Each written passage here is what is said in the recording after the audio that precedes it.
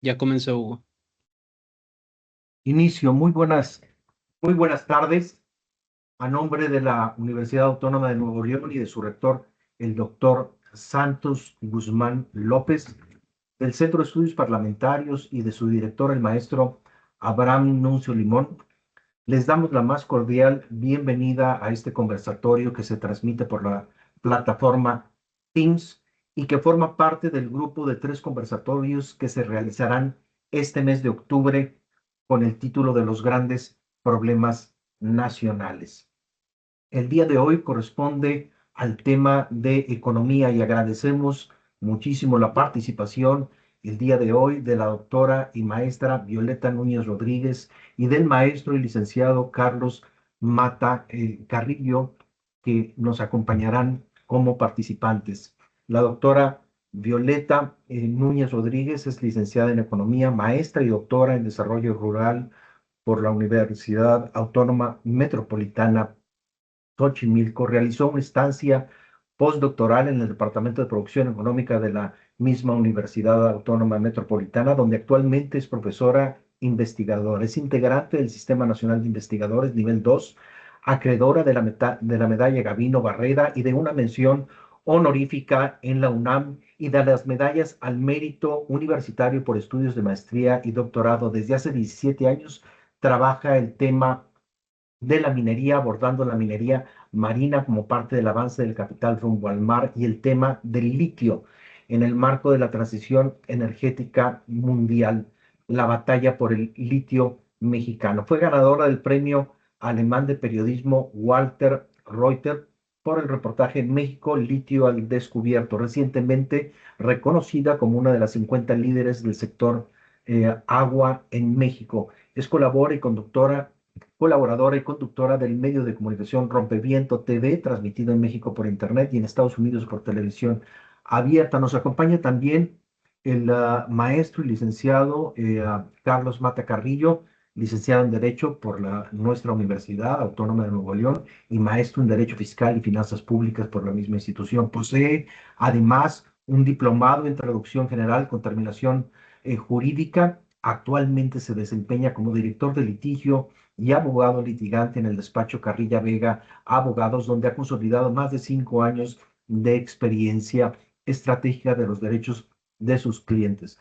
Previamente fungió como asesor jurídico en el Congreso del Estado de Nuevo León, aportando su conocimiento técnico en procesos legislativos y de control constitucional. En el ámbito académico, el maestro y licenciado Mata Carrillo ha sido docente en el Tecnológico de Monterrey y en la Universidad de Monterrey, contribuyendo a la formación de nuevas generaciones de juristas. Asimismo, es colaborador en la revista Sontani Fotia, donde escribe sobre temas jurídicos y sociales con un enfoque crítico y analítico. Como analista político, ofrece perspectivas estratégicas en la intersección entre derecho, política y sociedad. Bilingüe en español e inglés, el maestro Mata se distingue por su proactividad, liderazgo y capacidad de oratoria y habilidades de negociación, cualidades que fortalecen tanto su práctica profesional como su labor académica y de divulgación. El formato del presente conversatorio será dar la palabra a la exposición de cada uno de ellos, la doctora Violeta y el doctor Mata, ello por un espacio de 25 minutos para después hacer un intercambio entre ambos, preguntas, aclaraciones, precisiones. Mi nombre es Hugo Fernández y seré el moderador. Sin más preámbulo, le cedo la palabra a nuestros participantes. Veremos si podemos enlazar a la doctora Violeta en esta plataforma de Teams. Caso contrario, lo veremos con el maestro Mata. Vamos a dar paso a nuestros expositores.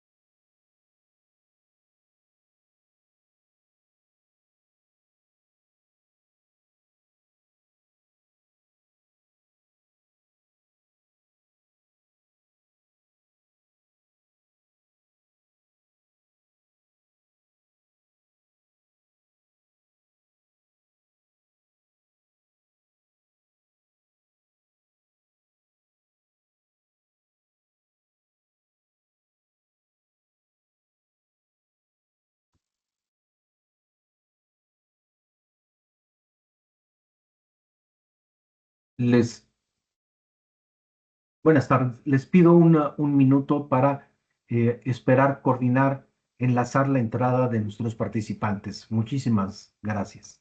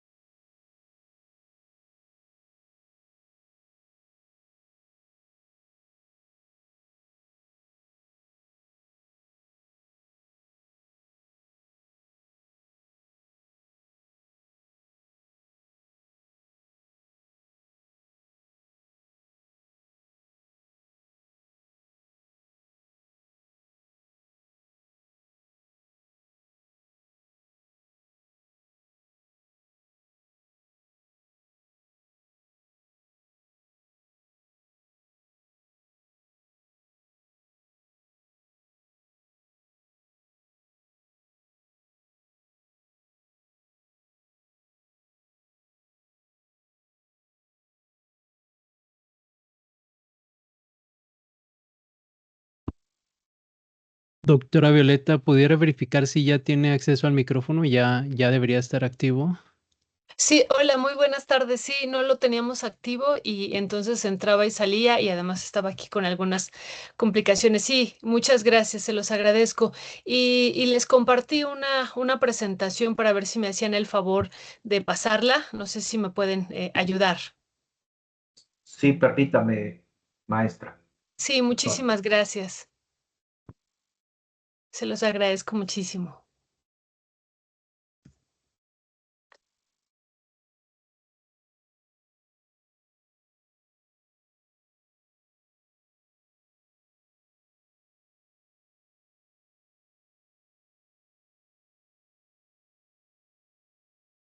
Sí, la presentación dice economía del litio. Exacto. Si me da un Sí, es. momento, la subo a Teams.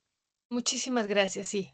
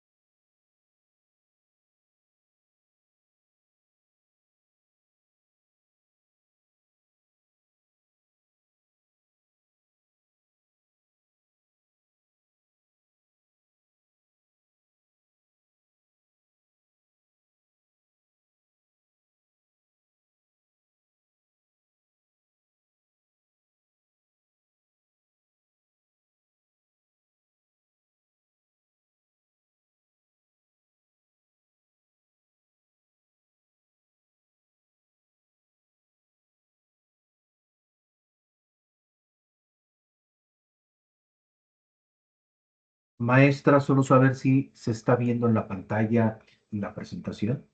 Bueno, buenas tardes. Sí, estamos viendo, pero no está la presentación, está un correo es lo que estamos viendo, perdón, un WhatsApp. Su WhatsApp Entonces, se ve. si gustan, empiezo a presentarla porque tampoco estoy habilitada para compartir pantalla. Entonces, Sí, sí está habilitado ya. Está como moderadora, de hecho.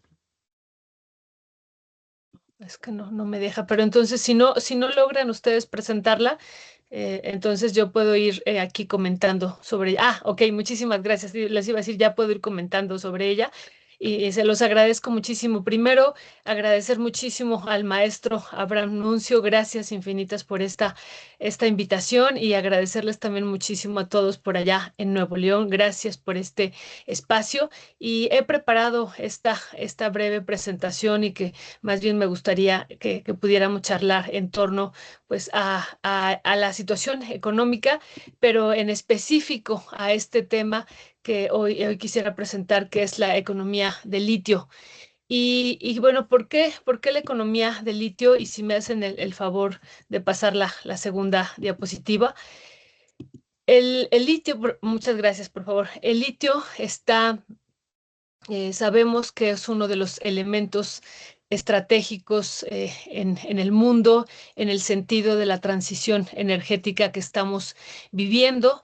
Es un elemento pues, muy importante, entre otros ya veremos, para las baterías de los autos eléctricos. Y se vuelve muy relevante este tema del litio desde hace varios años. Ahorita vamos a recordar este proceso que vivimos en el 2022 de que el litio fue declarado como patrimonio de la nación mexicana. Pero yo quisiera referirme en este momento a que el litio también es parte de este Plan México. Y bueno, sabemos que el Plan México pues es parte fundamental del plan económico que está siguiendo el gobierno federal, forma parte del Plan Nacional de Desarrollo y en la primera, en una de las primeras versiones o en la primera versión que circuló entre lo que fue academia y prensa, son varios minerales los que están contemplados en, en este, en este proceso que estamos viviendo en torno al Plan México. Digo, de un proceso porque pues va a durar pues también varios años en la construcción, edificación de los polos de desarrollo, de los parques industriales, de los planes que se tienen para llegar a las metas que se están proponiendo. Y dentro de este Plan México están contemplados varios minerales, entre ellos los que estamos viendo, el grafito, el zinc, la varita, el manganeso, el tungsteno y el litio. Y en esta versión del Plan México se hablaba de desarrollar esquemas de inversión mixta en litio. Ese es uno de los primeros planteamientos que se hizo como parte del el Plan México. Y en un Plan México que también está incluido dentro de este Plan México. Siguiente, por favor, como lo podemos ver aquí en la siguiente, gracias, en la siguiente diapositiva. En esta donde se planteaban también como acciones dentro de este plan minero del Plan México. Primero, una reforma a la ley de minería, la entrega de nuevas concesiones para exploración. Ya se ha señalado por parte del Ejecutivo que no se entregarán nuevas concesiones mineras, pero sí se podrán ampliar algunas concesiones. Pero aquí en específico en el Plan México se hablaba de entregar nuevas concesiones para la exploración. Sin embargo, en México, pues no tenemos concesiones para la exploración y para la explotación, sino tenemos una sola concesión que se entrega para ambas tipos de actividades, exploración y explotación. Y un tercer elemento que consideraba o que considera el plan, este plan también, es no prohibir como se había mandado una iniciativa, la minería a cielo abierto, como lo había enviado el expresidente Andrés Manuel López Obrador el 5 de mayo, el 5, perdón, de febrero de 2024. Y estas eran algunas de las primeras acciones que se planteaban en este Plan México, es decir, minerales, algunos de ellos estratégicos, entre ellos el litio, está contemplado también en toda esta edificación y en este proyecto que es parte fundamental, digo, del proyecto económico. Puestas estas dos láminas aquí con ustedes o compartidas estas dos láminas, quisiera entrar en la siguiente lámina que nos muestra el ámbito ya internacional, mundial, de lo que es este mineral estratégico.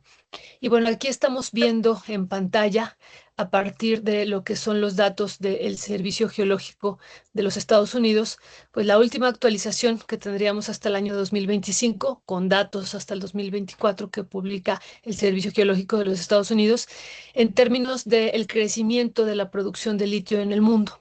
Y bueno, vemos pues un crecimiento muy considerable, muy importante de varios años presentes aquí en esta gráfica que va desde el año 1994 hasta el año 2024.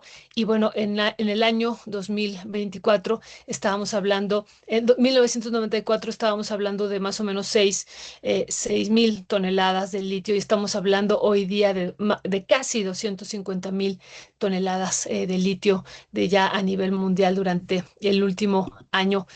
Esto pues ha significado un crecimiento sumamente importante en los últimos años. Sobre todo vemos aquí un crecimiento que inicia de una manera intensa en el año 2017 y hay un punto también, una caída, una breve caída en el contexto de la pandemia, pero luego vemos un crecimiento pues sumamente acelerado a partir del 2021 y hasta la fecha que no se ha detenido en términos de la situación de la producción a nivel mundial. Y lo digo en ese contexto, pues el tema del litio adquiere también relevancia en nuestro país, que ahorita vamos a decir también, pues cuáles son las características y los últimos datos. Siguiente, por favor. Y los usos del litio, que también son importantes señalarlos, como les decía al principio, pues principalmente son para baterías de autos eléctricos o principalmente, pero también otro tipo de baterías, aunque decía fundamentalmente es para la electromovilidad. Estamos hablando de que ya actualmente el 87% del litio que se extrae se destina a la producción de baterías de acuerdo a estos datos del Servicio Geológico de los Estados Unidos.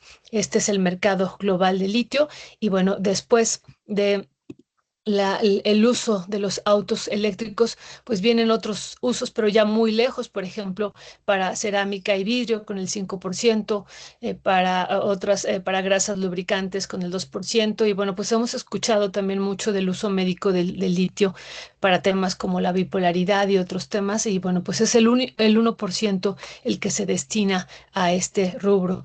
Es decir, de una manera, lo vemos en pantalla, es por mucho, casi el 90% va a estas baterías. Gracias. Siguiente, por favor.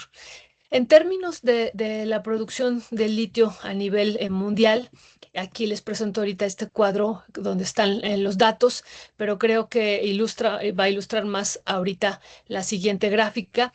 ¿Y quiénes están en términos aquí, excluyendo la producción de Estados Unidos, que el Servicio Geológico incluye a cuando hablamos del total mundial, incluye ya ahí a los Estados Unidos, pero no lo desglosa directamente en términos de producción?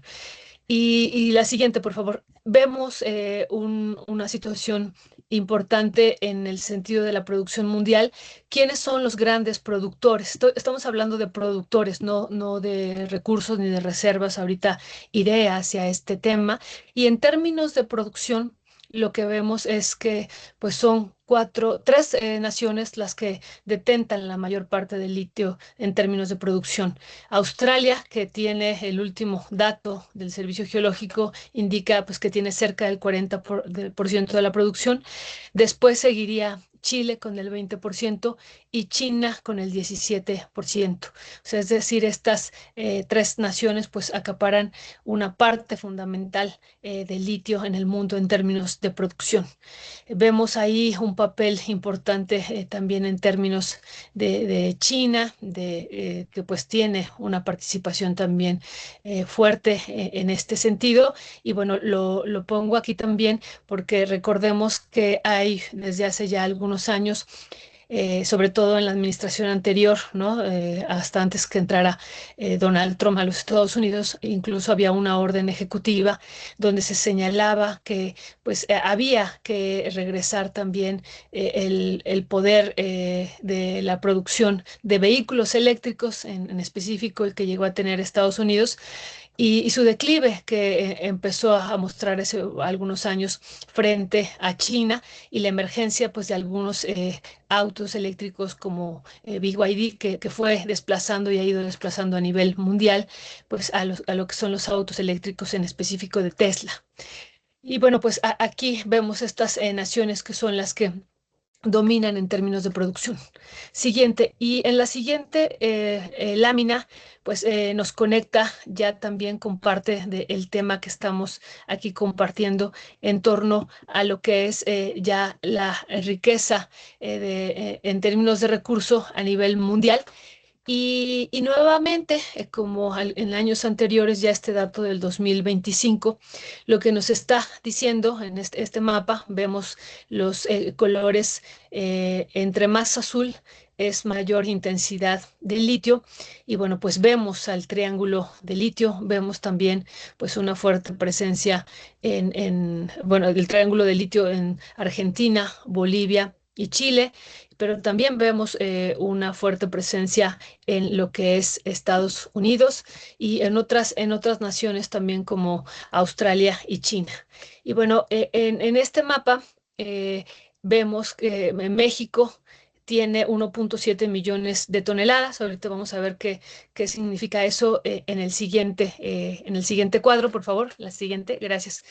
Y aquí está ya presente todos los países que tienen pues recursos en términos de litio y bueno, nuestra nación hasta el momento sigue ocupando el lugar número 10 a nivel mundial. Muy lejos estamos de estos territorios donde hay litio en salmuera, como Bolivia, Argentina y Chile. Estamos muy lejos, estábamos hablando de que Bolivia tiene 23 millones de toneladas y Argentina igual, de acuerdo a este último dato, y México pues tendría solamente unos 1.7, pero hay que comentar pues que es también se siguen haciendo exploraciones, se sigue haciendo prospección en el territorio y hemos comentado en algunos otros momentos que este dato podría ser modificado en el sentido de la exploración y de la prospección pues que también se está haciendo en este contexto del gobierno federal y en otros espacios también que ahorita abundaremos y que está haciendo también como de parte de este plan estratégico de petróleos mexicanos. Siguiente, por favor. Y aquí, una vez que decimos entonces de la importancia mundial de este recurso, de esto que comentábamos al principio, que es parte del plan México, es uno de los minerales estratégicos, hay que comentar que Sonora, de acuerdo a algunas empresas, entre ellas Ganfeng Lithium, esta empresa china o una empresa china que tiene un poder en términos económicos de litio a nivel mundial muy, muy importante en términos de la extracción y procesamiento de litio, sigue señalando y sigue sosteniendo que en Sonora se encuentra uno de los territorios de litio en arcilla, y lo pongo así énfasis, litio en arcilla, no en salmueras, pues más ricos de todo el mundo. ¿No? Esta imagen que les muestro sigue siendo parte de su información que ellos sostienen, ¿no? Y ellos pues afirman que el proyecto de litio en arcilla de Sonora pues es actualmente uno de los proyectos de recursos de litio más grande del mundo. Siguen manteniendo esta información, no la han modificado y lo siguen sosteniendo en el sentido de la siguiente información, que también ellos, gracias, siguiente lámina, gracias, también siguen ellos pues poniendo como parte de su información prioritaria en términos de dónde están los recursos estratégicos para Ganfeng Lithium, para esta empresa china.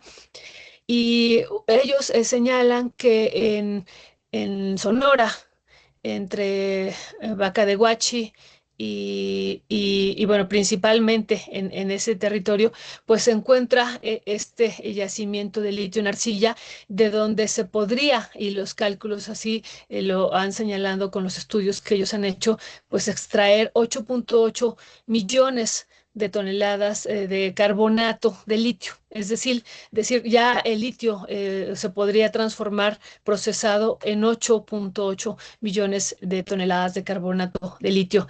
Estos son los datos. Hasta abajo estamos viendo ya el total, ¿no? Una vez de que se da la extracción ya procesada, estaría en carbonato de litio en estos datos que ustedes están viendo en pantalla y en esto que les estoy comentando con esta información, pues ellos siguen manteniendo que Sonora, pues es uno de los territorios, es decir, México, pues que también son estratégicos a nivel mundial.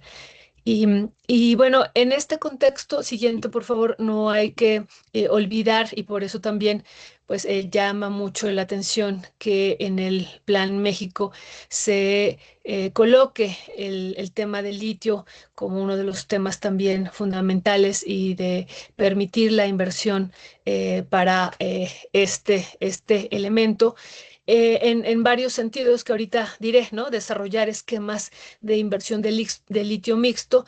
Y bueno, no olvidemos que en el año 2022, hace rato lo comentaba, se hizo una reforma a la ley de minera, ahora ley de minería, y se decretó que el litio de México era patrimonio de la nación mexicana y que además era un elemento estratégico.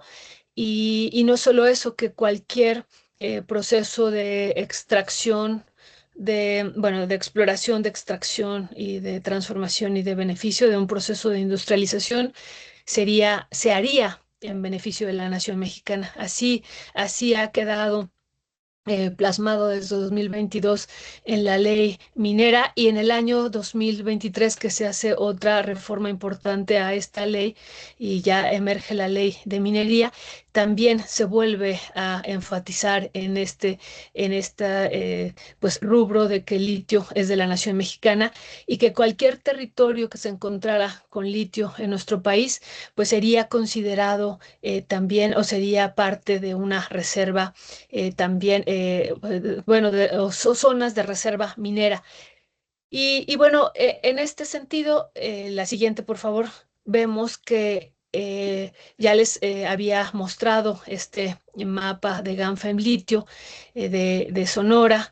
Y en este sentido, una vez, siguiente, muchas gracias. Gracias. Una vez que se da o se declara litio como un patrimonio de la nación mexicana, pues se procede también a declarar zona de reserva minera de litio, esto que vemos aquí en pantalla, que coincide también como parte de estas concesiones que ya tenía Ganfeng Lithium, esta empresa china, y que se había asociado en términos de capital con Bacanora Lithium y que, bueno, habían ellos entrado durante el sexenio del expresidente López Obrador. Eso hay que señalarlo porque parte de la política pues económica dentro de la minería pues era no entregar nuevas concesiones y bueno pues ellos no tuvieron una nueva concesión pero sí entraron aliándose con esta otra empresa inglesa Bacanora Lithium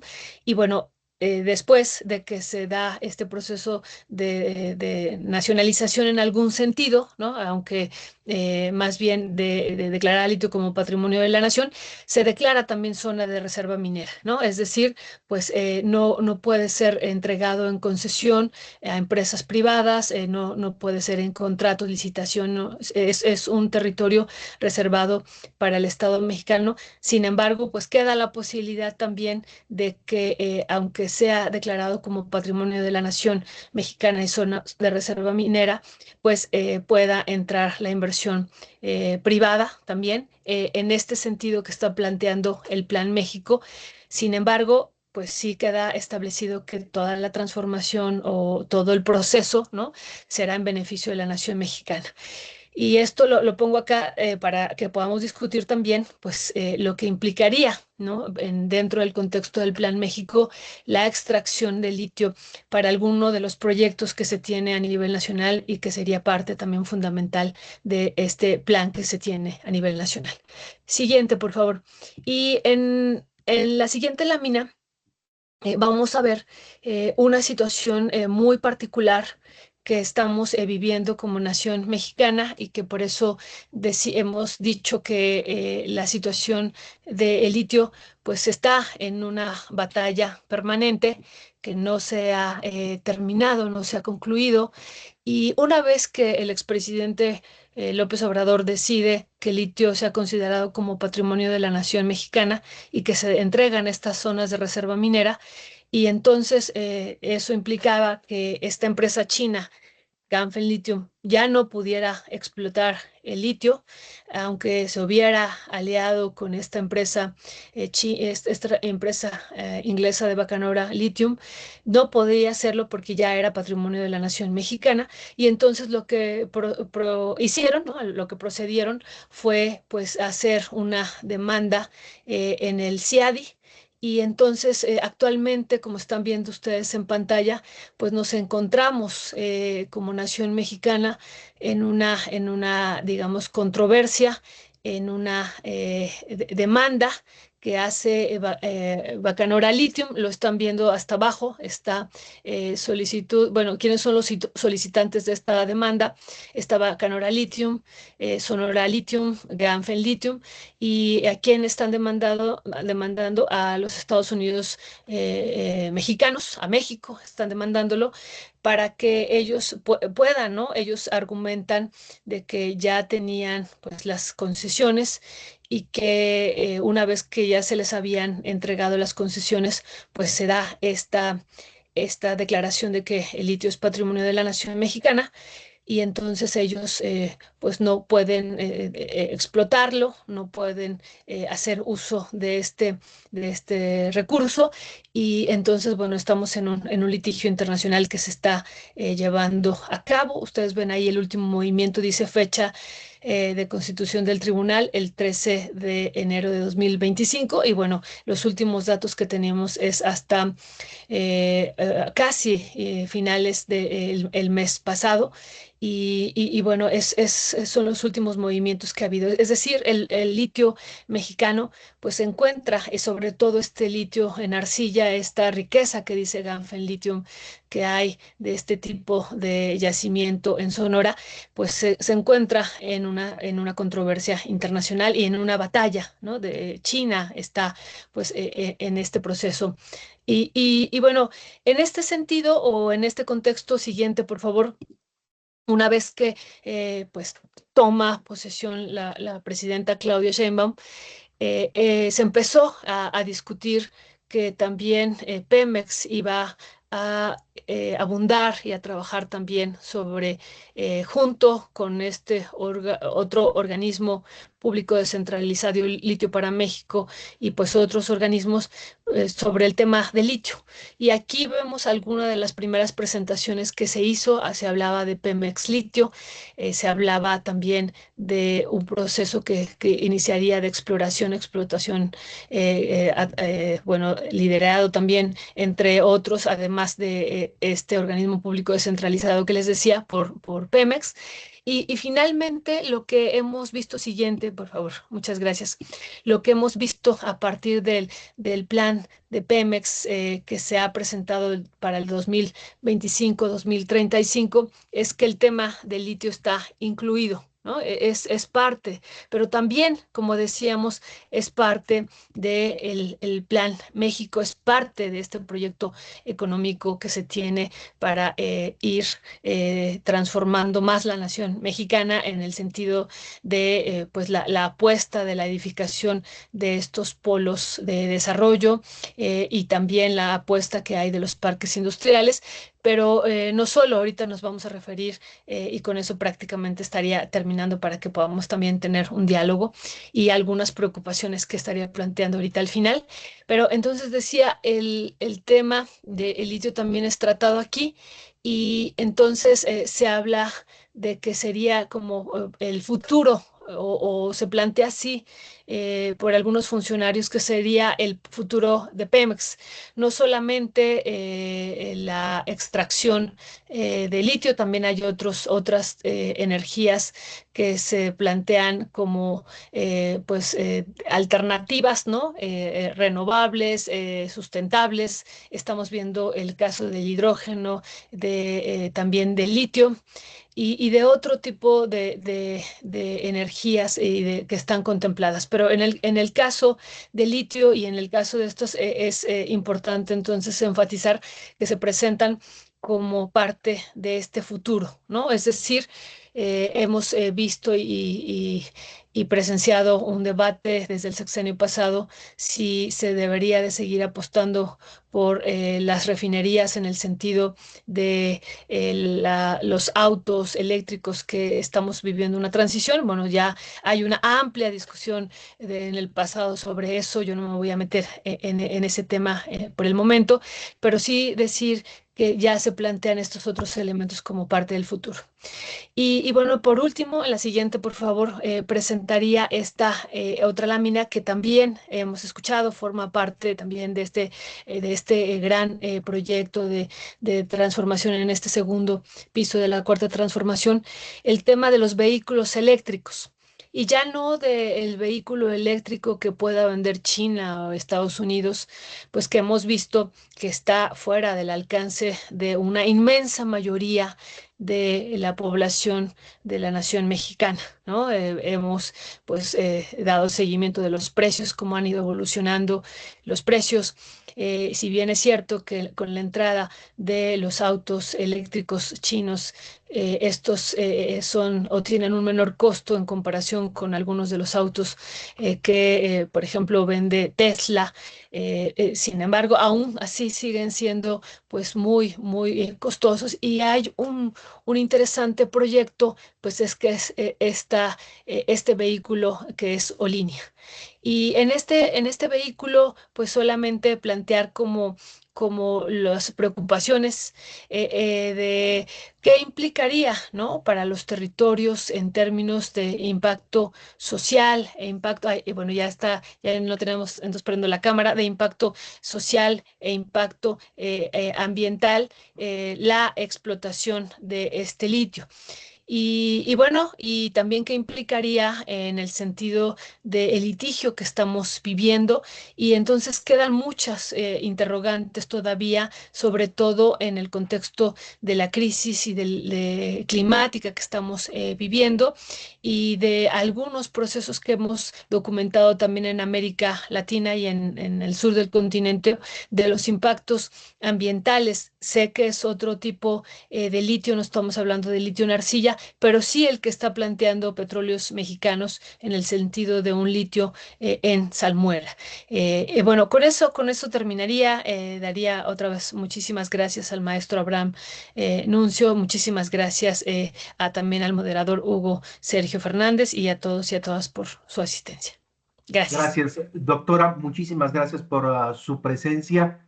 El maestro Abraham tiene cerrado su micrófono, averiado su micrófono en su computadora, pero a nombre de la universidad, del Centro de Estudios Parlamentarios, del maestro Abraham, gracias por su participación. Iniciamos la participación del licenciado Carlos Mata Carrillo, querido maestro y licenciado de la Universidad Autónoma de Nuevo León, a quien le damos la palabra para posteriormente poder tener algún intercambio de ideas. Licenciado Carlos Mata Carrillo, Adelante, por favor. ¿Qué tal? Buenas tardes, ¿me escucho correctamente? Muy bien, maestro, adelante. Perfecto. Bueno, antes de iniciar, pues igualmente quiero dar gracias al Centro de Estudios Parlamentarios, al maestro Abraham Nuncio, a nuestro moderador Hugo Fernández y bueno, pues a todo el equipo que organiza estos eventos. De igual manera, pues es muy grato para mí compartir este evento con la doctora Violeta Núñez, pues sobre temas que son de especial relevancia, ¿no?, para el desarrollo de nuestro país. Sin embargo, sí quisiera hacer un comentario. No sé si hubo ahí algún tema de organización, algún tema de cambio en la convocatoria o alguna indicación que la verdad yo hasta el momento desconozco, porque se había comentado inicialmente que pues el tema a tratar era pues los desafíos y las problemáticas relativas al desarrollo económico del país en un tema muy general. Y por lo que estoy viendo parte de la doctora Violeta, pues se centró mucho en una industria en específico.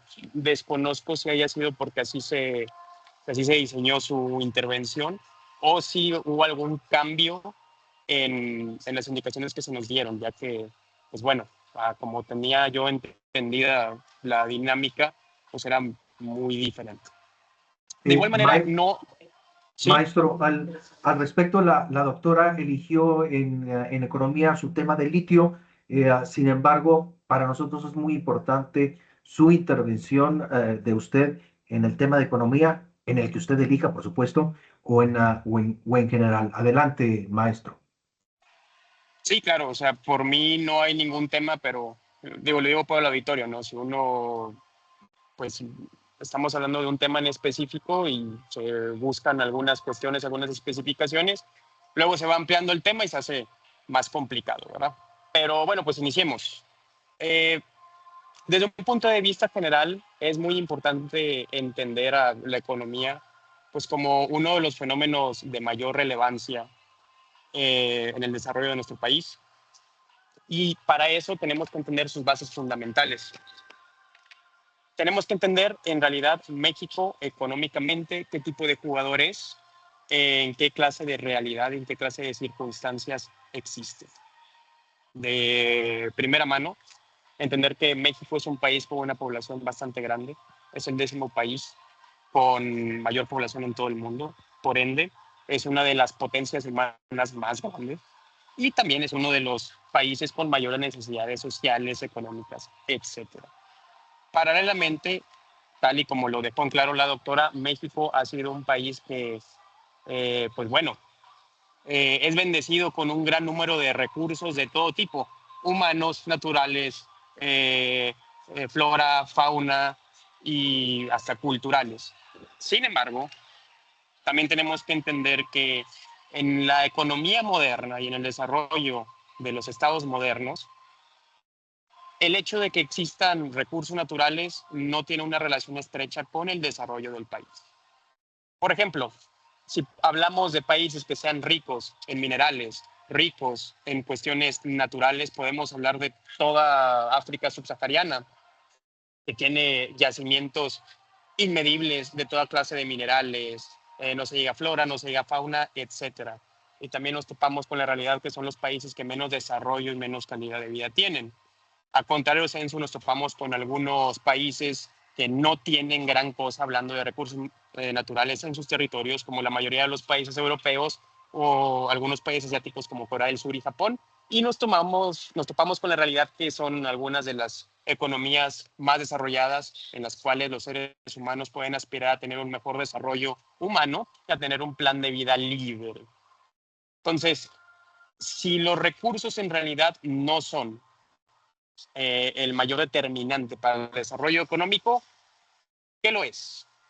Esa es la gran pregunta y esa es pues la interrogante que muchos han tratado de responder bajo diferentes ópticas. Entendiendo todo esto, pues nos va pintando una realidad un poquito más clara de lo que es nuestro país. Nuestro país naturalmente tiene bastantes ventajas, ya lo dijimos, por población, por recursos, por ubicación geográfica y por riqueza cultural. Lo tenemos ahí perfectamente, lo cual nos ha permitido siempre ser uno de los países o uno de los pueblos más relevantes a nivel internacional. En épocas prehispánicas, pues aquí era un centro de la civilización. En la época del virreinato era el centro del imperio español, que era el imperio más poderoso del mundo en esa época. Y después de eso, como país independiente, México siempre ha sido uno de los 20 países más relevantes en toda métrica importante, siempre. Por más que políticamente y mañosamente se diga y se festeje que nuestro país ahora es una de las 15 economías más grandes del mundo, hay que entender que eso ha sido el status quo de México siempre, independientemente de quién gobierne. Inclusive en la década de los 2000 nuestro país estuvo en el top 10, cosa que a veces se nos olvida. Actualmente, pues bueno, estamos en la economía número 15 cuando hablamos Producto Interno Bruto nominal. Y si hacemos ahí unos cuantos cambios y unas cuantas consideraciones en relación a los precios y los costos de cada país, determinamos que nuestro país tiene la economía número 13, paridad de poder adquisitivo, más grande que España, más grande que Australia, más grande que Canadá en esa métrica. También tenemos que entender que nuestro país tiene más del doble de habitantes que cualquiera de esos países. Entonces, a pesar de que nuestro pastel sea más grande, se reparte entre más personas. Por eso vemos esa diferencia en desarrollo. Entonces, ya vimos las fortalezas que tiene nuestro país. Ahora vamos a ver las debilidades. Porque si nada más contáramos las fortalezas, si nada más contáramos las ventajas que experimentamos, pues nuestro país no estaría en el lugar número 15, estaría en el lugar número 5, o en el 2, o en el 3, ¿verdad? Pero no, a eso hay que restarle todas las cuestiones estructurales, políticas, sociales que han aquejado a nuestro país, y la más importante es la falta de Estado de Derecho y la falta de certidumbre jurídica. Nuestro país tiene una historia de inestabilidad muy marcada desde su independencia, y después tuvo periodos de estabilidad forzada y autoritaria, lo cual no nos ha permitido como país desarrollar las instituciones necesarias para salvaguardar todos los ámbitos jurídicos. En este caso, y a lo que nos respecta en la plática de hoy, el tema económico. La falta de Estado de Derecho hace que, a pesar de que estén los recursos, a pesar de que exista la mano de obra, a pesar de que existan los tratados internacionales y las necesidades, no se le pueda sacar el provecho económico que podríamos sacarle a la situación en la cual nos encontramos. Hagamos un símil, ahorita que hablábamos de litio, hagámoslo con el petróleo. México siempre ha sido un país, desde la segunda mitad del siglo XX, pues es un país que es ampliamente petrolero, ¿no? Cada vez se ha reducido más porque la economía se ha ido diversificando, pero a fin de cuentas siempre ha sido muy importante el tema del petróleo. Bueno, Pemex en sus mejores años fue el principal proveedor de todo el presupuesto. 1 de cada 3 carreteras, escuelas, hospitales, bases militares de cualquier infraestructura del Estado fue hecha directamente con dinero que venía de la venta de petróleo. Y en la refinación, antes de que abandonaran todo el Sistema Nacional de Refinación, ¿no? Sin embargo, de una forma que nosotros pensaríamos que es imposible, se convirtió en la petrolera más endeudada del mundo y en una de las petroleras más ineficientes, cuando a lo largo de su historia ni siquiera tuvo, pues, competencia doméstica. ¿De qué nos habla esto? No hay cantidad de recursos naturales, no hay tamaño de población, no hay ninguna ventaja geopolítica que pueda contrarrestar a la corrupción, a la falta de Estado de Derecho y al mal manejo de los mismos recursos, que a fin de cuentas la economía es eso, es el manejo óptimo de recursos que son finitos. O sea, no tenemos una cantidad indiscriminada de ellos. Ahí nos topamos que México ha tenido un desempeño mediocre a lo largo de su historia. México siempre ha sido económicamente visto como el país del potencial. Siempre se menciona México al lado de China, al lado de Brasil, al lado de Corea del Sur. El tema es que de repente esos países ya no están en la misma conversación y a esos países se les empieza a mencionar al lado de Estados Unidos, al lado del Reino Unido, al lado de Francia, y México se queda estancado donde siempre, con crecimientos que no son suficientes para desarrollar a un país que está tan atrasado socialmente como el nuestro. El crecimiento real promedio de los últimos 10 años en México ha sido de alrededor del 0.6% en cuestión del Producto Interno Bruto. Con crecimiento real me refiero a, no nada más importa cuánto crezca la economía, tenemos que restar cuánto crece la población, cuántas bocas más hay que alimentar y también el encarecimiento de todos los bienes, ¿no? La inflación. Entonces, con crecimientos reales de 0.5% al año, pues ese potencial se va a quedar como eso, potencial. Cuando para un país emergente es necesario tener crecimientos de arriba del 6% para consolidarse, nosotros nos quedamos con 10 veces menos de ese crecimiento. Entonces nos quedamos ahí estancados. Y eso se ha mantenido en especial en los años post pandemia. Eso nos evidencia pues que la economía mexicana todavía tiene muchísimos tornillos que apretar y tiene bastantes cuestiones que no nos van a permitir que despegue. Entendamos una cosa. La certeza jurídica y el Estado de Derecho son fundamentales para que exista una industria y para que exista una economía moderna. Si tenemos el yacimiento del mineral que quieran, litio, uranio, petróleo, diamantes, oro, lo que sea, enterrado, no nos sirve absolutamente de nada. Lo importante es sacarlo de donde está, venderlo o mejor aún, transformarlo en objetos de valor agregado que sean atractivos para el mercado local y para el mercado internacional, que es algo que no se puede hacer si no existen incentivos suficientes para que haya gente que asuma ese riesgo. A fin de cuentas, vivimos en una economía que es capitalista, que permite la libre empresa, ¿verdad? A pesar de que el Estado haya crecido en años recientes, pues bueno, es una economía que se desarrolla, la mayor parte de la gente está empleada por la iniciativa privada. Ese es el factor que diferencia si el mineral se queda a pudrirse en el subsuelo o si transforma las sociedades. En el caso de México, a lo largo de la historia, ha sido, pues, han sido recursos mal utilizados, mal implementados, pues los incentivos no han permitido que sea redituable para la iniciativa privada el explotarlos. Tenemos primeramente un sistema fiscal que pues carga bastante la mano al empresariado. Tenemos una corrupción incesante en toda clase de administración pública, desde la municipal hasta la federal.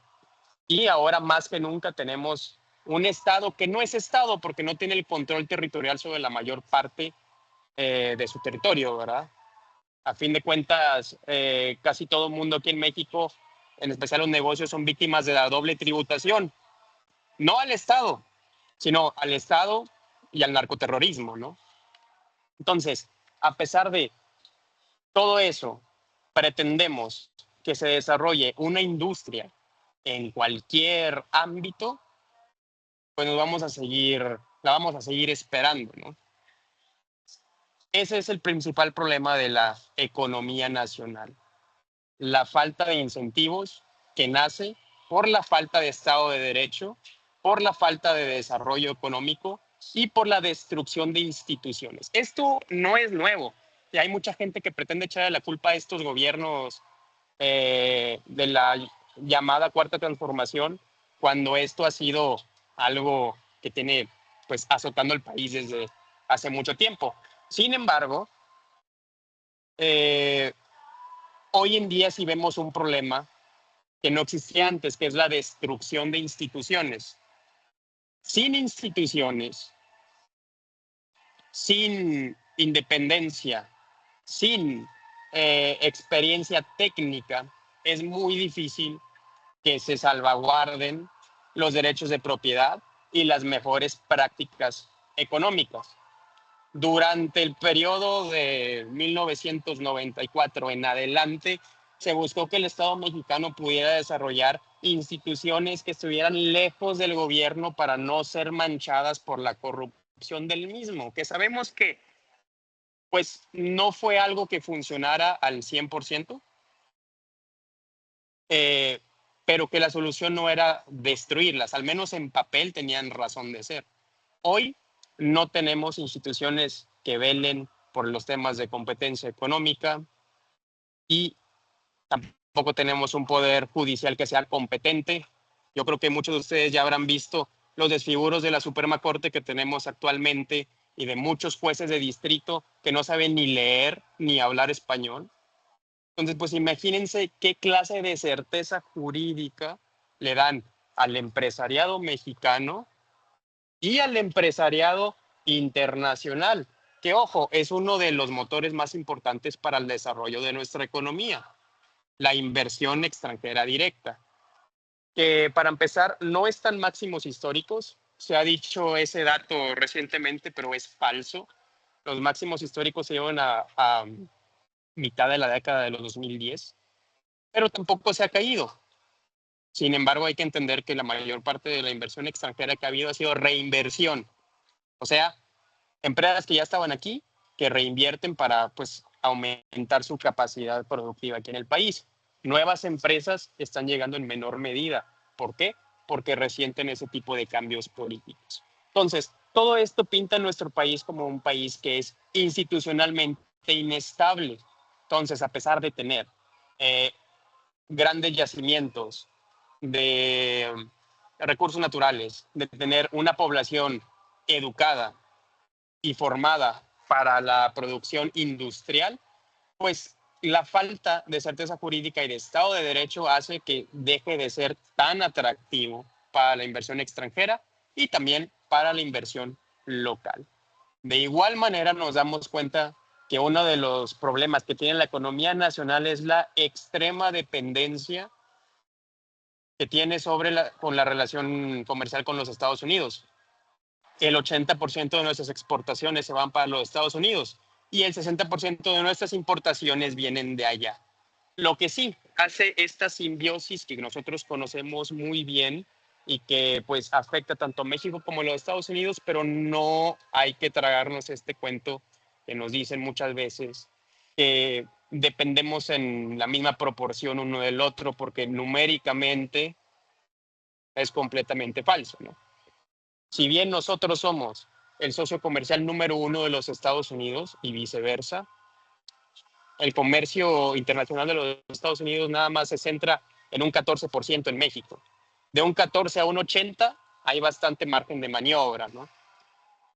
Eso lo que sucede, lo que hace, lo que permite es que exista una dependencia y pues un punto flojo por medio del cual los Estados Unidos puede y lo ha hecho presionar política y socialmente a nuestro país. Entonces, mientras nosotros no vayamos en contra de los intereses de nuestro principal socio comercial, pues la economía se puede mantener, pero el día de mañana te cierran la llave y ahí cómo le haces. Más con gobiernos tan erráticos como el que tenemos hoy del presidente Trump y con la inexistente diplomacia mexicana que había sido pues motivo de orgullo durante la historia de nuestro país y ahorita pues brilla por su ausencia, ¿no? Tenemos al secretario de Economía que tiene que ir a arreglar las cuestiones relativas a la embajada. Pero bueno, esa es parte de lo que hablábamos, ¿no? De cómo las instituciones pues han decaído tanto. Entonces, entendiendo estos puntos ya nos vamos pintando un panorama de cuál es la realidad económica de nuestro país y qué alternativas tenemos. Y yo creo que la alternativa principal, o lo que tenemos que hacer como país, es empezar a jugar con nuestro propio peso, con todos esos puntos fuertes que tenemos. Que ojo, tenemos este bono demográfico, esta gente joven, hasta el año 2050. Porque como van las tendencias poblacionales, a partir de 2050 la población va a empezar a decrecer y a envejecerse. Y ahora sí, no sabemos lo que vaya a pasar a partir de ahí. Pero tenemos 25 años para sentar las bases del desarrollo de nuestro país, que tiene que centrarse en eso, en desarrollar localmente la potencia económica que tenemos. Y eso únicamente se va a hacer si se trabaja mano a mano el Estado, la iniciativa privada y, aparte, pues los acuerdos a los que se lleguen se impongan por medio del Estado de Derecho, el cual en este país actualmente es básicamente inexistente. Si nosotros, como país, no logramos ir mitigando esos problemas que tenemos y que aquejan a nuestra economía desde su fundación, el bono demográfico se nos termina y ahora sí, pues no hay economista lo suficientemente diestro que te pueda predecir lo que va a pasar a partir de ahí. En relación a eso, pues, ¿cómo vamos?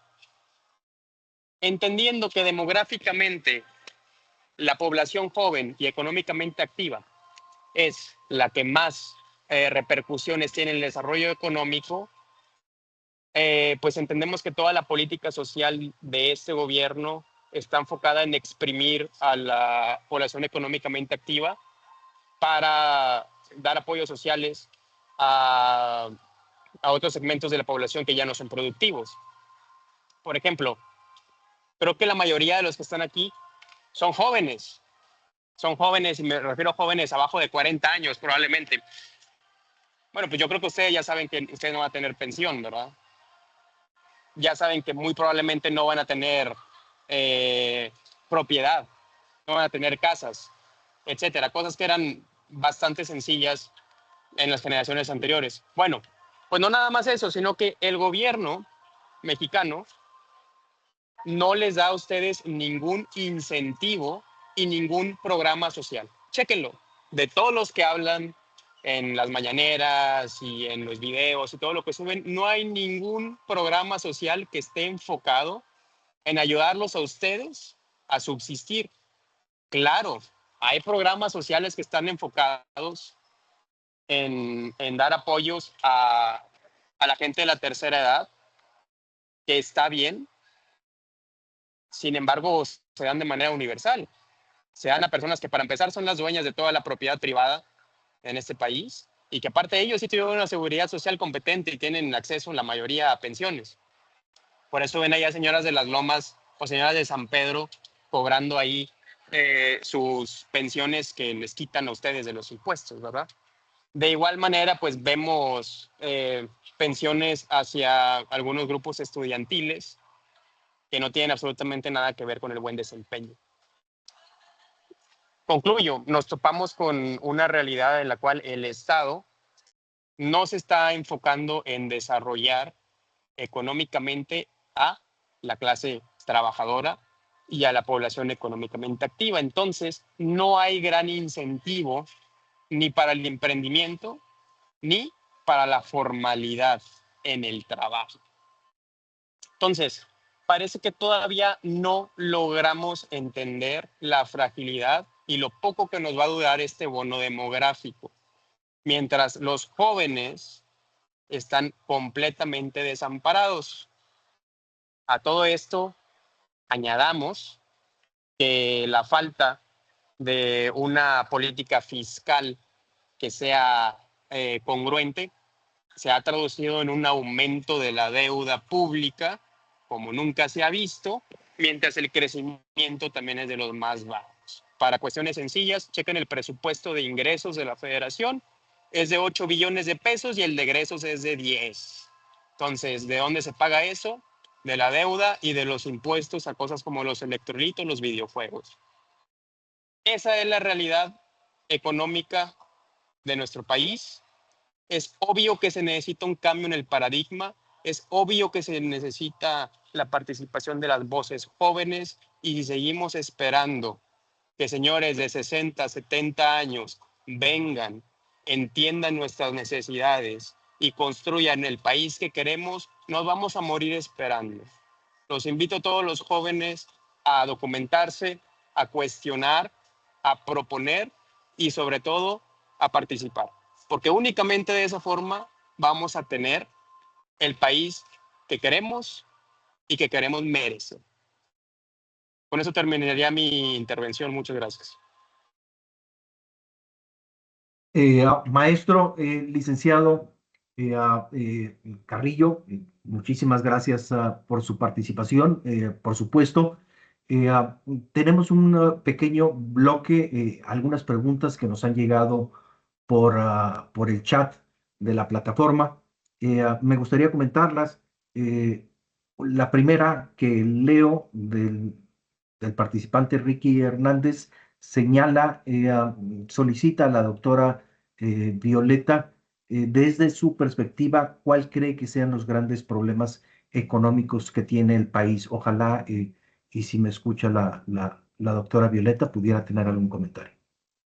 Sí, aquí estoy. Muchísimas gracias. Vamos contestando entonces así las preguntas. Bueno, muchísimas gracias por esta pregunta. Y solamente comentar en esto de la confusión. No hubo ninguna confusión. Estamos hablando de minería, del sector primario de la economía. Eso es lo que yo entendí que íbamos a hablar de la economía en México y también de la situación pues que se está viviendo en el contexto del Plan México, que es uno de los principales proyectos de la nación mexicana en términos económicos, ¿no? Ese sería el proyecto que se está planteando y en ese sentido yo así lo entendí y por eso le di ese carácter con la idea de tejerlo con esta apuesta que tiene el gobierno federal, pero también con este sector primario de la economía, pues que también es muy importante en términos de la riqueza que tiene este país, pero también lo que les decía hace un momento de las preocupaciones. Y claro, de la pregunta de los grandes problemas, pues hay muchísimos problemas que me parece que tendríamos que abundar. Uno de ellos que siempre insistimos una y otra vez es lo que se vive, por ejemplo, en la economía informal. ¿No? Esa es una de las realidades que todavía están pendientes. Sabemos que las cifras, ¿no? Las cifras del 54% de la población en términos informales, pues sigue siendo una cifra que en algunos años se ha acercado al 60%, muy importante y que todavía tenemos como nación que seguir atendiendo. El otro tema que también hemos planteado es el tema de la situación salarial. Y bueno, la situación salarial, si bien es cierto que se ha comentado que ha crecido mucho o que ha crecido el empleo en nuestro país, ha crecido también en función de esta informalidad, pero también ha crecido estos indicadores que señala INEGI de cómo se concentra una gran parte de la población ocupada ganando un salario mínimo o dos salarios mínimos. Estamos hablando de cifras que van casi hasta los 40 millones de la población ocupada, de quienes reciben entre uno y dos salarios mínimos, y esos datos pues realmente siguen siendo pues muy importante atenderlos, ¿no? O sea, la informalidad, la situación salarial, que sigue siendo también todavía un reto mayúsculo, y sabemos que aumentó el salario mínimo el sexenio pasado, pero aún así, ¿no? Cerca de 19 millones de personas en este país reciben solamente un salario mínimo, ¿no? O hasta un salario mínimo, y pues hay quienes no reciben ni siquiera un salario mínimo, y ese sería el tercer tema que yo pondría. Por ejemplo, todas las situaciones de economía que se están viviendo en los mundos campesinos, en la parte de economía agraria, pensando en las y los jornaleros agrícolas de este país, ¿no? Que viven realidades pues particulares en el sentido de que hablando de situación de pobreza, sabemos pues que se ha comentado ya ampliamente como el sexenio pasado, de acuerdo a estas cifras, pues ha disminuido la pobreza en 13.5 millones de personas, pero la situación de la pobreza extrema, que también disminuye en 1.7 millones de personas, pero la situación de pobreza extrema sigue siendo uno de los retos también, me parece, de gran importancia. Por ejemplo, los estudios indican que la situación de pobreza extrema pues se concentra también en una parte importante de las y los jornaleros agrícolas, que dadas las condiciones de vida que viven, pues tienen que salir de sus territorios, no tienen opción y pues se van a trabajar a campos agrícolas donde ni siquiera, ¿no? Eso lo hemos documentado, a muchas y a muchos de ellos ni siquiera se les paga un salario mínimo, sino se les paga pues a destajo, se les paga por el número de cubetas que logren tener al día o juntar al día, o se les paga también del número de cajas. Y bueno, entonces hay realidades que todavía siguen siendo muy importantes también, como estas realidades en los mundos campesinos. Y a esto le sumaría, y con eso concluiría para no abusar ahorita del tiempo y seguir con las preguntas, la situación también que se vive en las brechas todavía muy amplias, brechas de desigualdad en términos de género, ¿no? Del ingreso entre los diferentes géneros y que sigue, ¿no? Sigue siendo un tema apremiante en el sentido de economía del cuidado y que me parece que también como economistas y no economistas pues tendríamos que poner atención en estas brechas de desigualdad, por ejemplo, salarial que hay entre hombres y mujeres y que todavía siguen siendo muy amplias, muy amplias y eso también tendríamos que hablar, insisto, en la parte ya tuvimos una premio Nobel de Economía, la primer premio Nobel de Economía que ganó ella sola, ¿no? Claude Goldin, y que mostró con este estudio de 200 años cómo las mujeres iban no disminuyendo estas brechas salariales en términos históricos, sino ampliando estas brechas salariales y lo que implicaba, ¿no? Para muchas mujeres que se integraban al mercado laboral o también seguir con sus estudios, pues por ejemplo, ser madres optar por la maternidad, pues implicaba ampliar esas brechas de desigualdad y entonces por eso también el tema de la economía del cuidado se vuelve un tema también apremiante para la situación, para las y los economistas. Y bueno, ya después seguiré con la parte ambiental, si tengo oportunidad también en términos de economía ambiental, pero con eso iniciaría. Gracias. Gracias, doctora, por supuesto. Continúo con la siguiente pregunta dirigida en este caso al licenciado licenciado maestro Carlos Mata. El compañero Eloir Blanco Martínez comenta, habla del principal problema, usted maestro Mata, es que no hemos implementado bien nuestros recursos, pero creo que la pregunta es, ¿cree usted que el problema es cómo utilizamos, supongo los mexicanos, es cómo utilizamos o vendemos nuestros productos? ¿O cree usted que el problema es el gobierno que no ayuda a los trabajadores y, por supuesto, los aliento al diálogo entre ustedes? Adelante, licenciado Mata. Pues yo pienso que no es una dicotomía. O sea, yo pienso que como se plantea la pregunta, el problema es este o es este, no es así como opera algo tan complejo como es la economía. Ambas pueden ser ciertas y aparte otros factores que no se contemplan ahí. Pero yéndonos de una forma más específica, ¿qué tipo de problemas enfrentamos? Pues claro, ha habido un mal uso o un uso ineficiente de los recursos naturales que tenemos por muchas razones. Por ejemplo, la forma más sencilla, el ejemplo más sencillo es el que hemos hablado del petróleo, ¿no? Nosotros en México teníamos un sistema de refinación para producir combustibles, o sea, ya no nada más era sacar el petróleo donde se encontrara naturalmente, sino transformarlo en un producto más útil y mucho más cotizado en el mercado. Y eso fue lo que se planeó. Después ese sistema de refinación cayó en desuso y se fue desmantelando. Entonces, nosotros en lugar de utilizar al 100% el recurso natural, pues lo sacábamos y lo mandábamos a otros lugares para que se transformara y después nos lo vendieran a nosotros.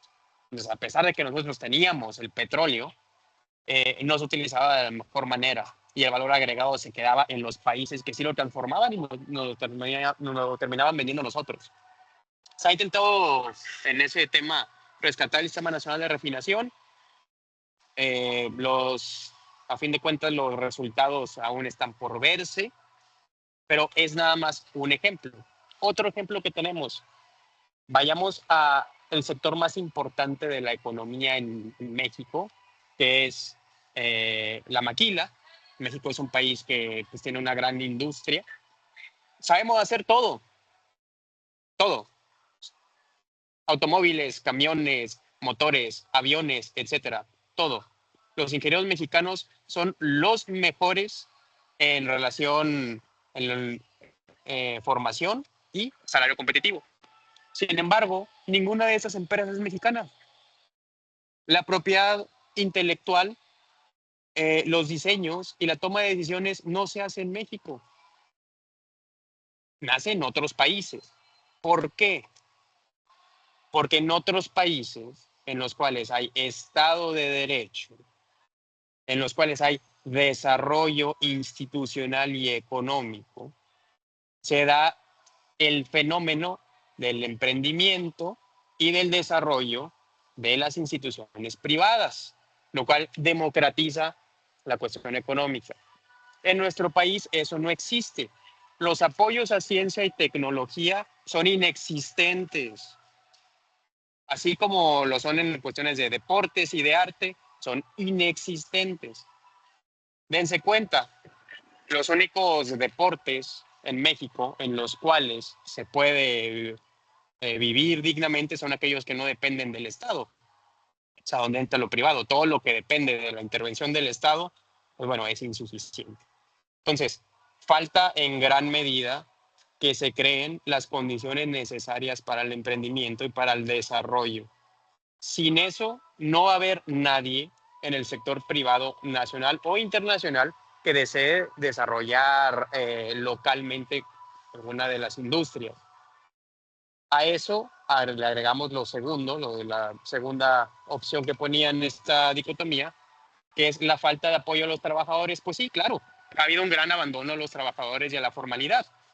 Ha habido también un incremento en los salarios, en el salario mínimo, lo cual es increíble, o sea, 100% de acuerdo con eso, porque se mantuvo estancado, perdiendo poder adquisitivo por décadas. Y ahorita está rescatando, pero eso no va a solucionar todos los problemas en cuestión de los trabajadores. Hoy tenemos más gente sin seguridad social que la que teníamos en 1980, por ejemplo. Eso también es pobreza. No ha habido una política fiscal que permita a las empresas aumentar los salarios sin ver sus finanzas repercutidas. Eso no lo hemos visto, al contrario, estamos viendo aumentos.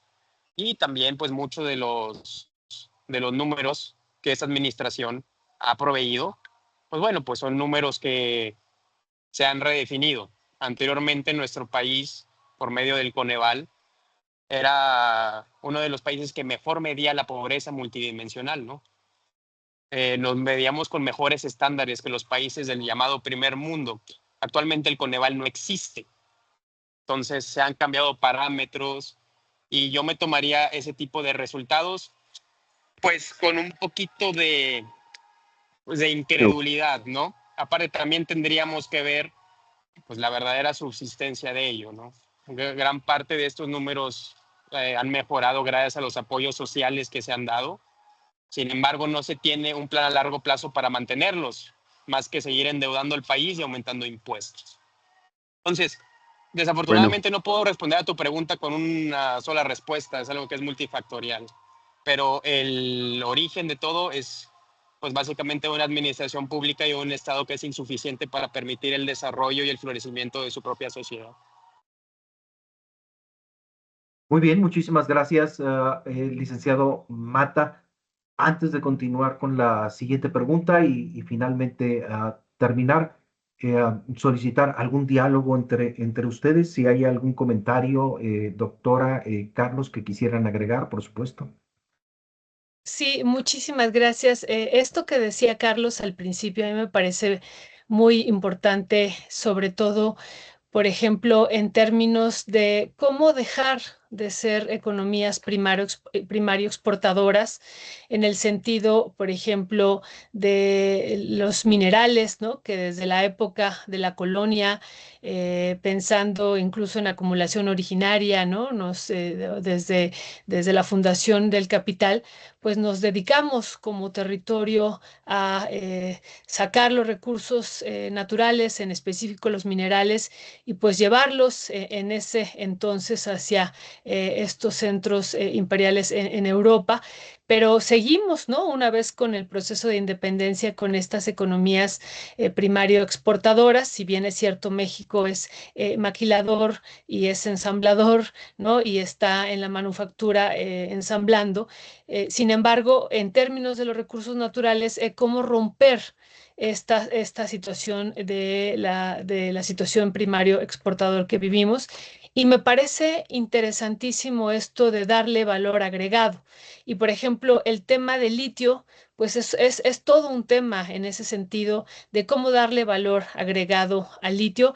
Y bueno, primero, pues este planteamiento que se hace de sacarlo de esta lógica de seguir entregando los recursos naturales a través mineros, ¿no? A través de la entrega de concesiones, pues es un elemento que permite, desde mi perspectiva, sé que hay diferentes visiones, ¿no? Hasta en términos ideológicos de quién debe entrar en la transformación, pero para mí era muy importante esto, pues que se hizo el sexenio pasado, en el sentido de ya no seguir entregando concesiones mineras que implicaban, pues, por ejemplo, en el caso del oro y de la plata, pues el 80% de este oro y de plata que se exporta va a parar a los Estados Unidos, y el cobre, el 70% va a parar a China, y muchos de los territorios de donde se extraen estos recursos pues quedan devastados en varios sentidos, y entonces plantearse una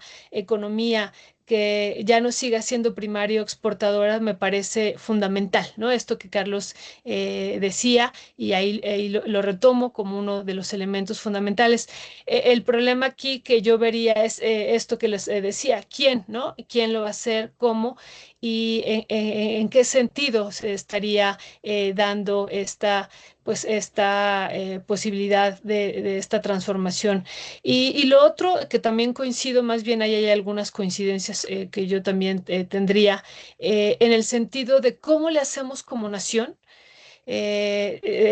Primero, esto que planteábamos, pero para lo otro, ser o dejar de ser economías que nos estamos basando en la maquila, ¿no? O en la manufactura que está ensamblando.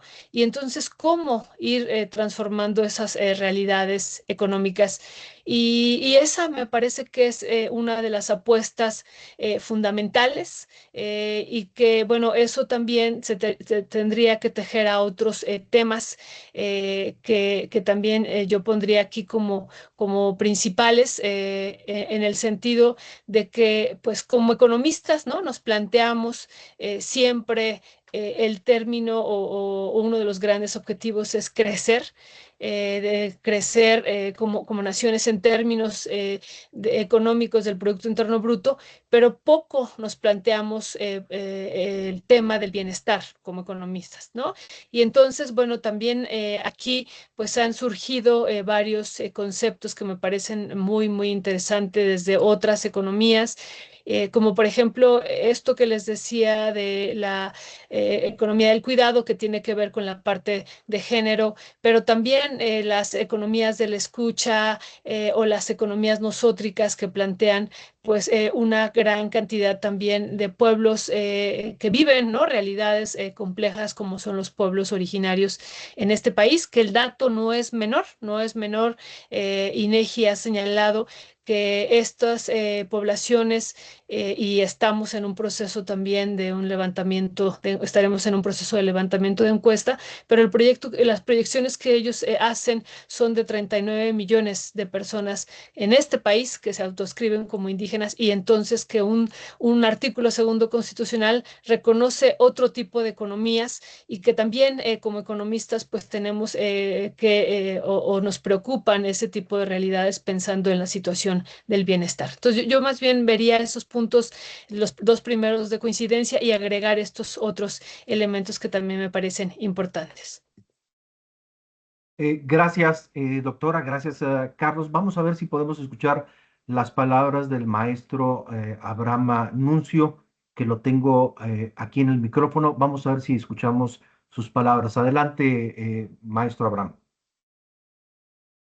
Ante todo, a la doctora Violeta Núñez y también al maestro Carlos Mata. Creo que sí se ha logrado en muy buena medida establecer una intersección entre política y economía, porque lo que normalmente ocurre es que los economistas solo enfocan a la economía desde el punto de vista económico, sin advertir que la política está atravesada en todos sus procesos. Y aquí hace poco entrevistaba yo a un profesional de la vinicultura, y él de repente decía, bueno, lo que pasa es que nosotros pudimos haber tenido unos viñedos en la época de la colonia y han desarrollado mucho más, y la producción de vino pudo haber sido muy grande, pero el emperador Carlos V decidió suprimir que el vino que se producía en la Nueva España fuera al reino, es decir, a España, porque se requería proteger a los viñedos españoles. Entonces, siempre la política atraviesa la economía, y eso no lo entendemos cabalmente. Pero bueno, aquí de lo que se trata es de ver por qué México y muchos otros países nuestros, de nuestras fronteras, pues no se han desarrollado. Yo creo que no se han desarrollado porque históricamente estamos lastrados. ¿Qué quiere decir eso? Un importante pensador argentino, Aquilio Borón, ha dicho es que ninguna región ha padecido como padecimos nosotros 300 años de colonia. Bueno, pues eso no es poco, ¿no? Y eso, como lo señaló la doctora Núñez, pues se refleja en la época post-independiente, en el siglo XIX, no deja de reflejar que en el siglo XX, y entonces seguimos dominados de alguna manera por potencias semejantes a la que fue el Imperio Español. Ahora los imperios son de otro tipo, son financieros sobre todo. Los bancos son los que mandan en la economía mundial. Entonces, esto hoy ha dado lugar a grandes monopolios. Carlos ha dicho que el Estado no estimula adecuadamente el emprendedurismo. Yo creo que lo ha estimulado de más, pero nada más que es el emprendedurismo que realiza el 1% de la población, es decir, los más ricos. Porque a los más ricos sucede que se les triplican y cuadruplican sus fortunas, cuando para abajo, pues la clase media se empobrece, la clase o el estrato social más de menores ingresos se empobrece, y entonces resulta que tenemos, como resultó en estas 4 décadas del llamado neoliberalismo, que no es sino una dimensión, una nueva dimensión, la más agresiva del capitalismo, con una masa enorme padeciendo pobreza y pobreza extrema.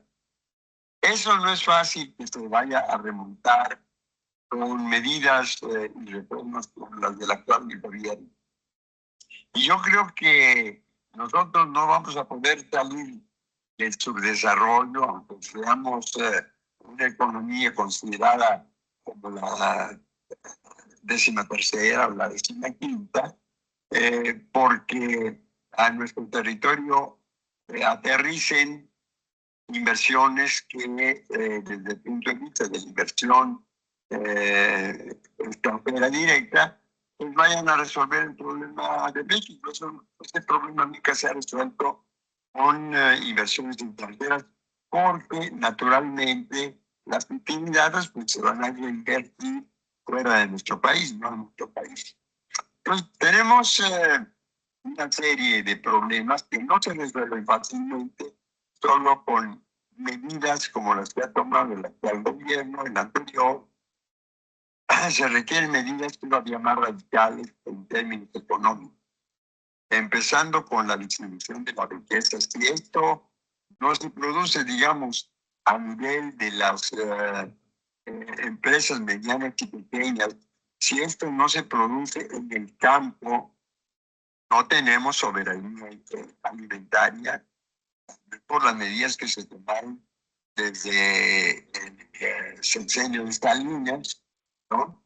Que cambió granos por vegetales que requieren los países desarrollados, pero sobre todo Estados Unidos, ¿no? Coles de Bruselas, en fin, este tipo de cereales o de vegetales, ¿no?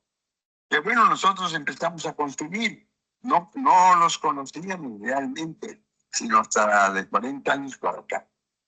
Pero eso a nosotros nos deja en una situación de desventaja, porque hemos tenido que importar maíz cuando nosotros éramos grandes productores de maíz en el mundo, no solo en relación con América. Entonces, hemos perdido terreno en muchos aspectos, y para remontarnos se requieren una serie de políticas económicas dentro del marco del capitalismo se pueden implementar, pero que el propio capitalismo, desde sus cúpulas, impide que así sea. Porque nada más ustedes consideren, cuando se ha querido establecer, por ejemplo, la jornada de 40 horas, ¿quiénes han opuesto? Los empresarios, los grandes empresarios sobre todo. Cuando se trata de aumentar el salario, ¿quiénes se oponen? Pues los empresarios. O sea, apenas las medidas que tomó López Obrador, que se pensaba que iban a producir inflación, no se produjo. Sin embargo, la inflación que vivimos ya a estas alturas, pues prácticamente ha anulado el aumento que se produjo. Ya requerimos de otro aumento salarial. Y entonces el salario no sea la fuente fundamental del consumo, pues entonces siempre vamos a estar con problemas de oferta industrial limitada, ¿no? Y de capacidad industrial, por lo mismo que no se desarrolla, porque pues internamente no tenemos quienes consuman los productos industriales. ¿Por qué México sí tuvo entre 1900, después de la Segunda Guerra Mundial, y los años 70, un crecimiento del 6-7%? Pues porque tuvimos un desarrollo industrial que ustedes tienen medio, no alcanzamos a producir máquinas, ¿no? Pero sí tuvimos la producción de electrodomésticos y una serie pues, de dispositivos para la vida doméstica y para la producción. Entonces, digamos que los ricos de la clase media casi estábamos asegurados con el plazo de terminar una carrera universitaria. Ahora no es así. Entonces, hay muchas cuestiones que analizar y que ciertamente pues, se le quedan a uno en el tintero por parte de tiempo, ¿no? Un tema como ese se requeriría abordar, pues, francamente, en un panel que pudiese durar medio día, por lo menos, ¿no? Pero lo importante es que ustedes se vayan haciendo de una idea acerca de la economía, pues para informarse mejor. Porque miren, la verdad es que se reciben muy pocas preguntas en estos conversatorios de parte de quienes participan desde la audiencia. Son muy pocas las preguntas. Eso nos habla de que hay poca información y desde luego una idea pues, limitada acerca de los temas que tratamos, que son justamente los grandes problemas nacionales. Así que yo los invito pues, justamente a que ustedes creen círculos de estudio acerca de problemas fundamentales como son los de la política, la economía, la democracia, la justicia, y todos estos que nosotros hemos venido abordando en la serie de los grandes problemas nacionales. Nuevamente le doy las gracias a la doctora Núñez y al maestro Matar por su participación y a todos ustedes igualmente les agradezco su participación en nuestro conversatorio de hoy. Yo quisiera dar un cierre porque no pude tenerlo ahorita.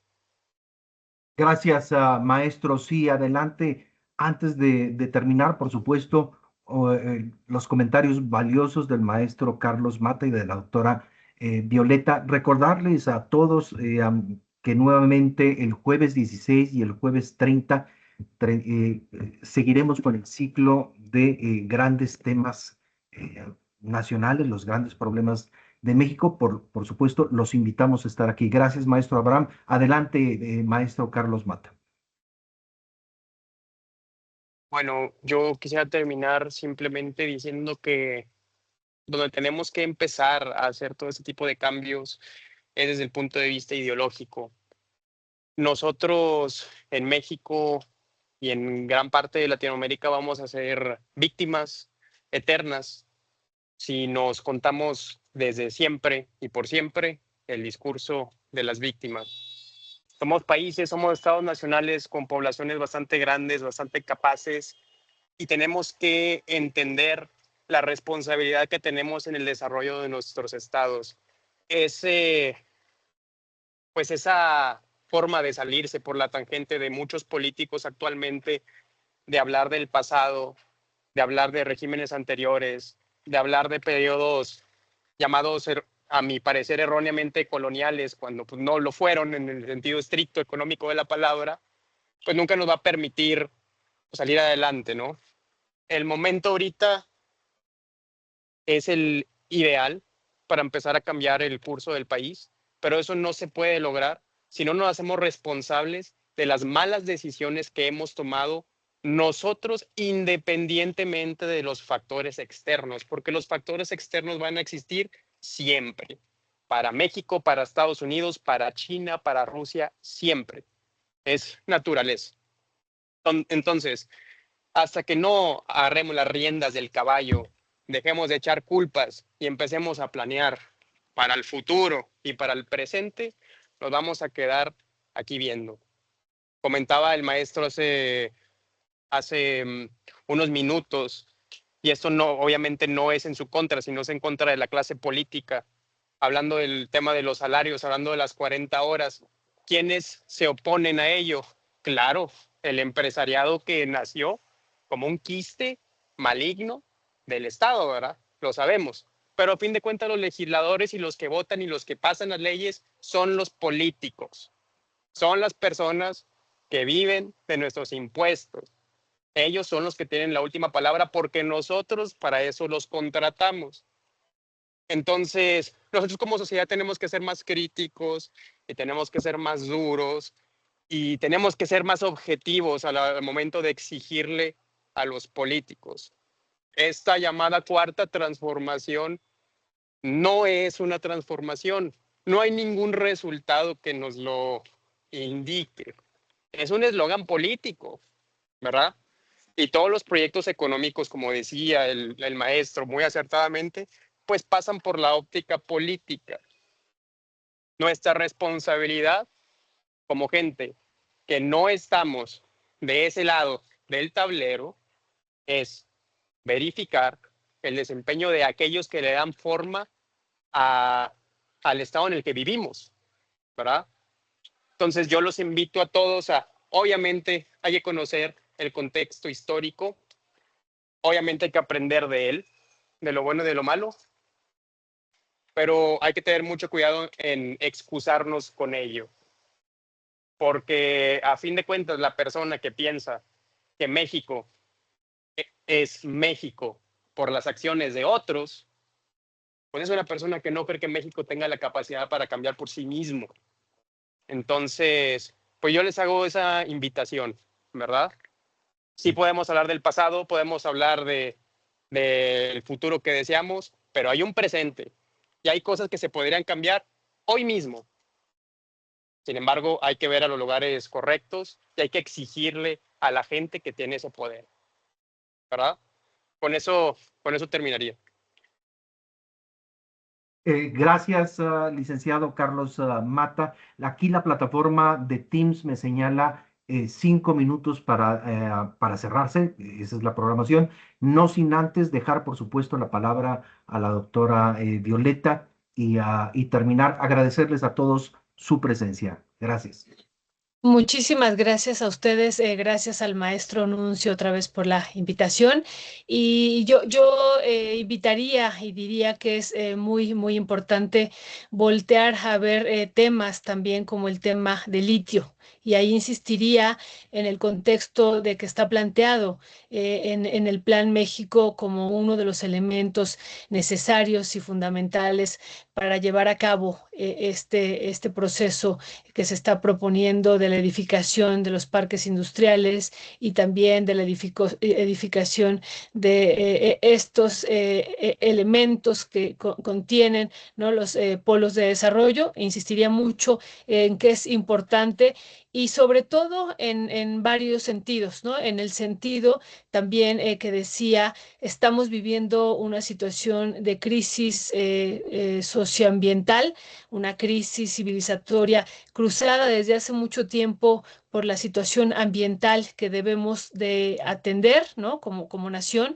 Y una de mis preocupaciones así profundas que tengo, sobre todo por este seguimiento que hemos dado ya durante muchos años de la minería, es que sea o que se sustente este Plan México en una economía extractivista como la que ya hemos tenido por muchas décadas, y que esa economía extractivista que pudiera celebrar el arribo de inversión extranjera directa, pues tendría que estar muy pendiente y muy cuidadosa de no afectar, no seguir afectando más el medio ambiente, y en el sentido otra vez de esta emergencia climática en la que estamos viviendo pues como nación y como mundo, ¿no? Cada vez vemos la situación más difícil, de más sequías, más inundaciones, más huracanes con mayor intensidad. Y por eso también la preocupación y mostrarles al principio esta extracción que se está haciendo en el mundo de una manera intensa de litio, pero que no se detiene, y que aquí es parte fundamental de este plan económico que es el Plan México también, esta extracción de litio para estos fines que se están proponiendo, entre otros, para la edificación de Olinia y otros que se tendría. Entonces, poner la atención ahí y el ojo, que me parece también de los grandes problemas nacionales y mundiales, el tema ambiental. Gracias Muy bien. infinitas por el espacio. Muy bien, muchísimas gracias. Gracias a todos por su presencia. Por supuesto, gracias a la universidad, a su rector, al maestro Abraham Nuncio, al Centro de Estudios Parlamentarios, a todos los asistentes, muchachos, estudiantes de las diversas facultades de la Universidad Autónoma de Nuevo León. Gracias por estar aquí. Por supuesto, el apoyo de Víctor Manuel Candelas y de Sally Salazar Sánchez. Muchísimas gracias. Nos escuchamos nuevamente. Hasta luego. Hasta luego.